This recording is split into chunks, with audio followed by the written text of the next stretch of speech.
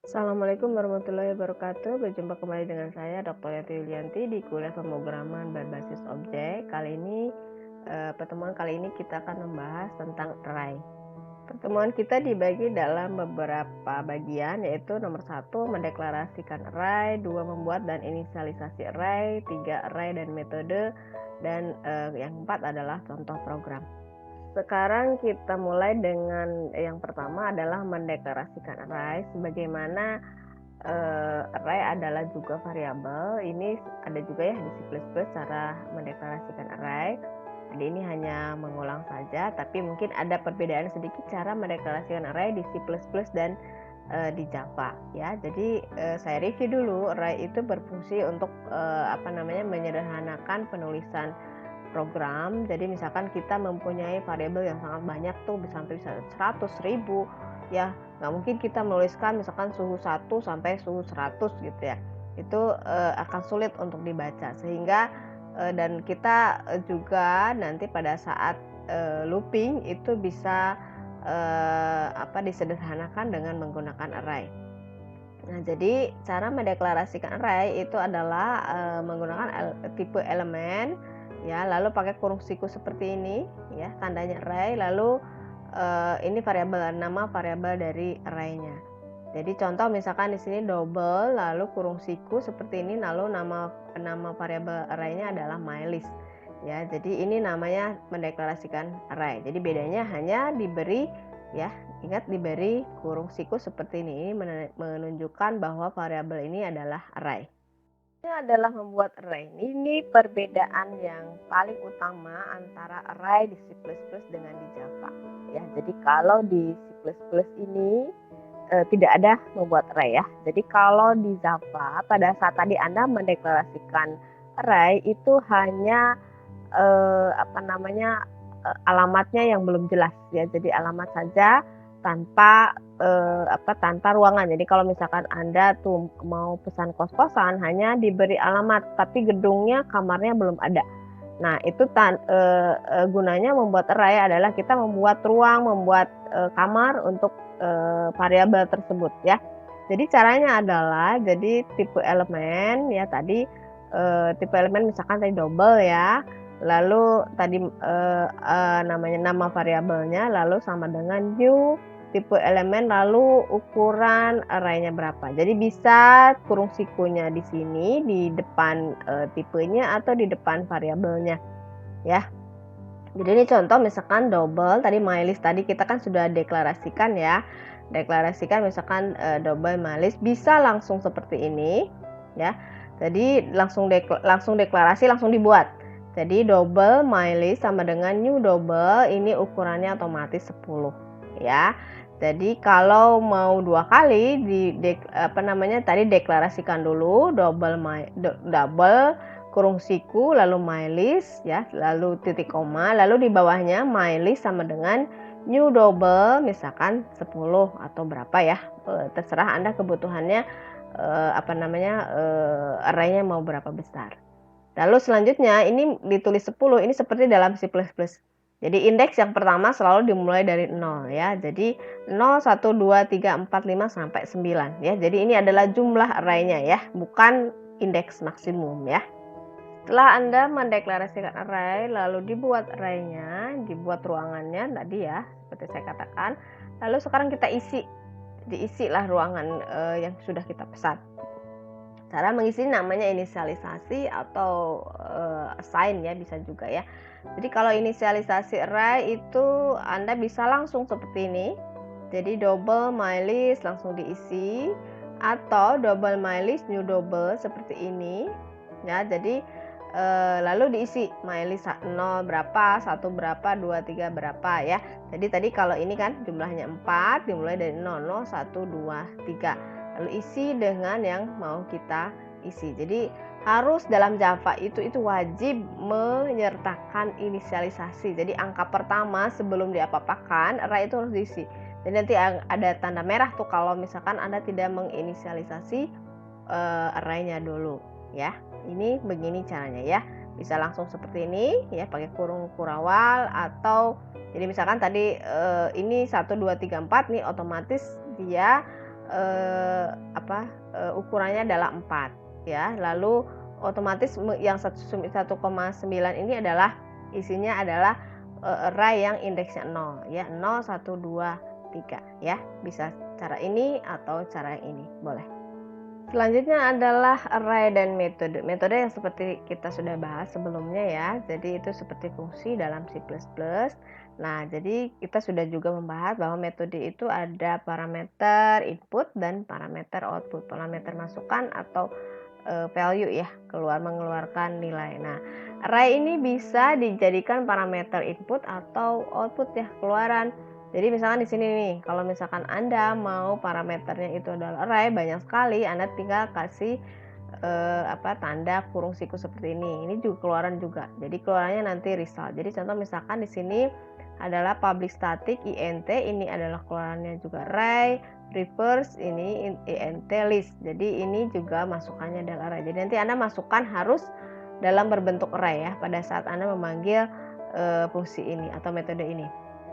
Jadi int result ini new result. Jadi Anda harus setelah mendeklarasikan membuat ya. Jadi ini kalau dikasih new ini berarti membuat.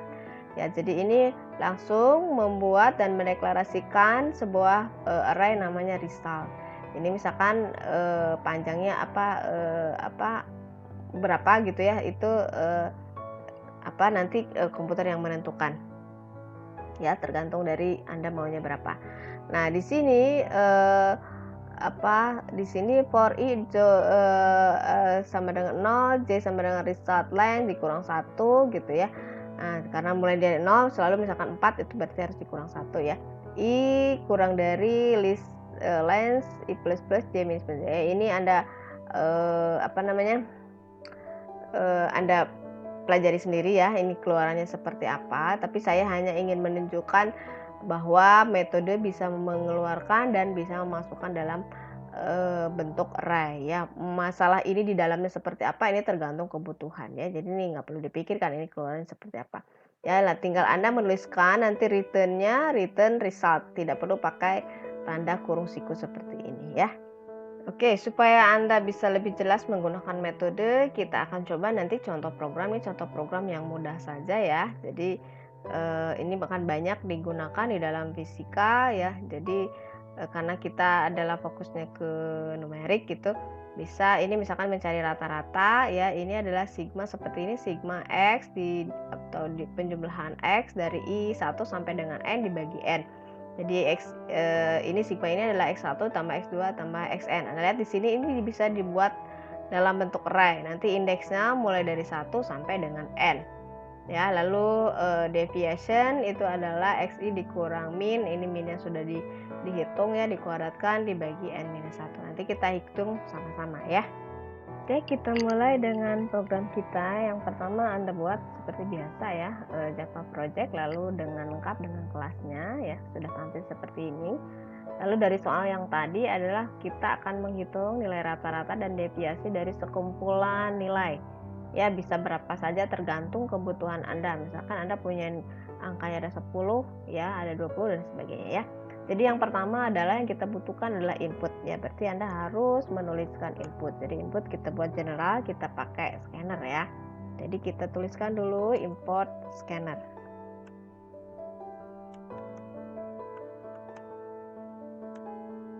Import Java util scanner ya.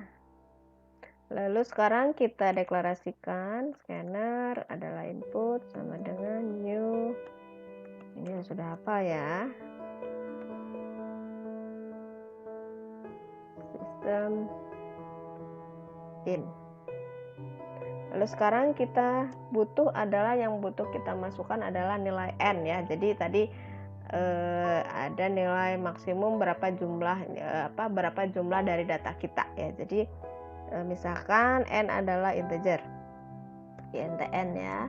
Jadi n sama dengan input next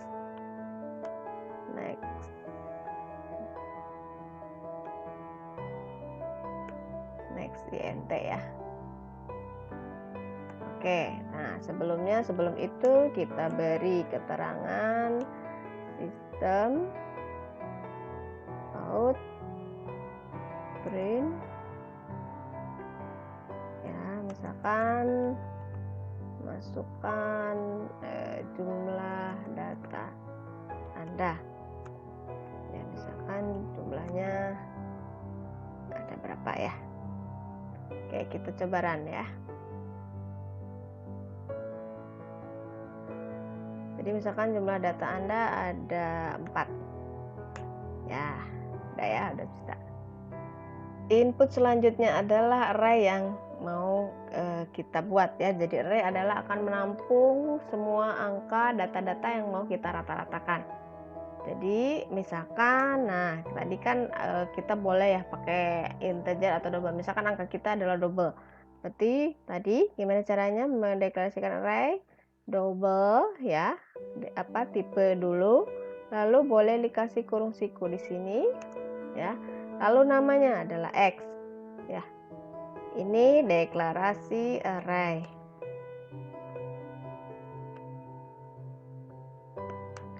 Lalu sekarang kita membuat array X sama dengan new double. Nah, baru di sini jumlahnya berapa? Jumlahnya karena kita adalah sejumlah n, maka kita buat jumlahnya adalah n. N adalah jumlah data kita berapa. Misalkan ada 4, ada 5, ada 10, dan sebagainya ya. Tergantung dari masukan Anda tadi berapa. Lalu sekarang kita input ya. Jadi sekarang masukkan nilai X Anda. Dari luar ya. Masukkan data Anda. Data Anda ke samping sejumlah dari datanya. Jadi for int i sama dengan 0, mulai dari 0 ya. I kurang dari sama dengan, nah n-nya n-1 ya. Jadi kalau jumlahnya adalah ada 4, berarti 0, 1, 2, 3 ya.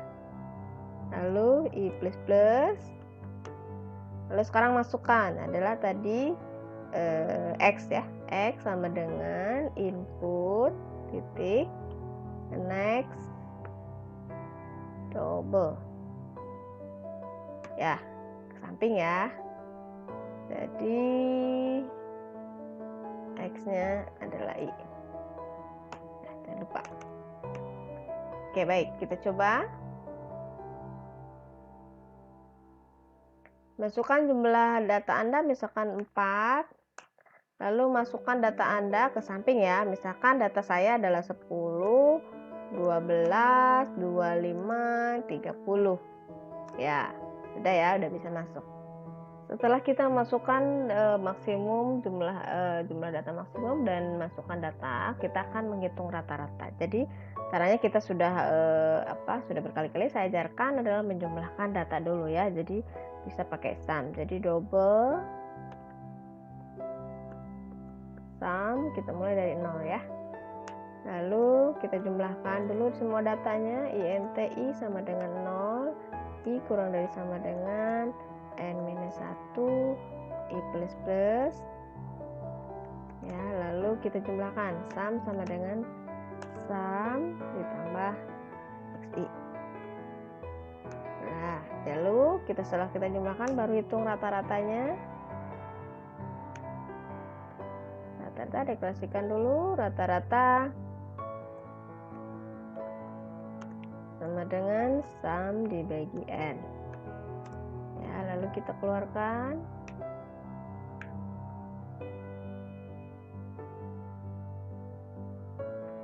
Print ln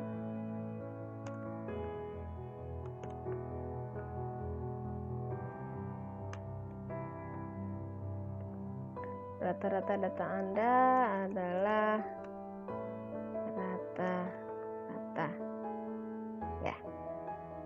Oke, kita coba.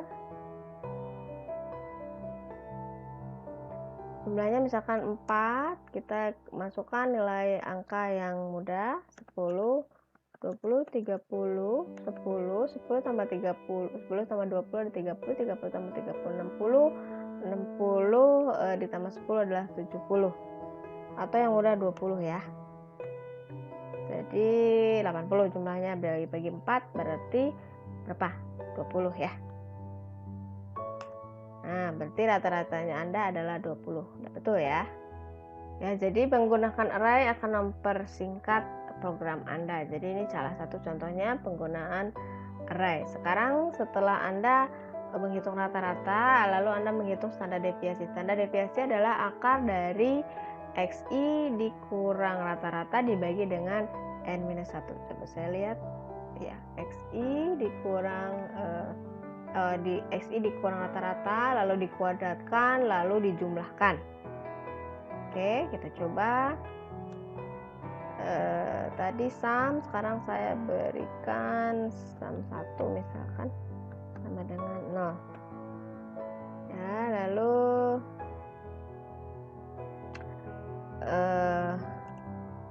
for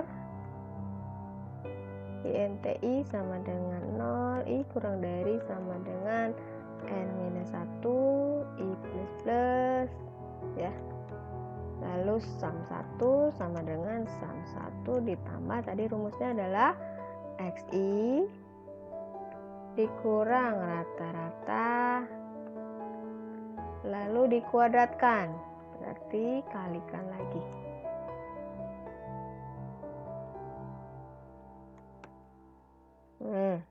Ya. Setelah itu deviasi Anda tambahkan di sini deviasi adalah akar, berarti math SQR double dari tadi sum ya, sum akar.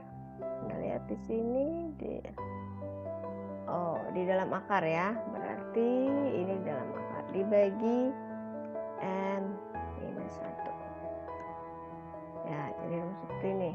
Ini dijumlahkan dulu, XI dikurang rata-rata dikuadratkan, lalu setelah dijumlahkan dibagi N-1 diakarkan ya, dijumlahkan dibagi N-1 diakarkan, baru sekarang dikeluarkan deviasi standarnya.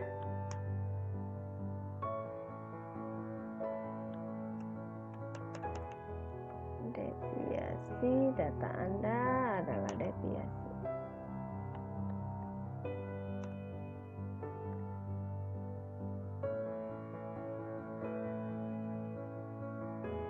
Soalnya tadi kita coba lagi 4, tadi 10, 20, 30, 20.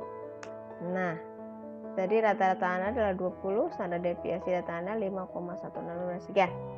Ya, bisa dicoba, dicek dengan angka yang mudah ya. Oke. Ya, demikian untuk kuliah kita hari ini. Silahkan dicoba Anda memahami bagaimana membuat array di dalam Java sampai Anda betul-betul paham bagaimana cara menggunakannya. Lalu kalau ada pertanyaan yang ingin ditanyakan, kalau Anda kurang mengerti bisa ditanyakan di diskusi. Jangan lupa minggu depan kita akan UTS ya. Terima kasih. Assalamualaikum warahmatullahi wabarakatuh.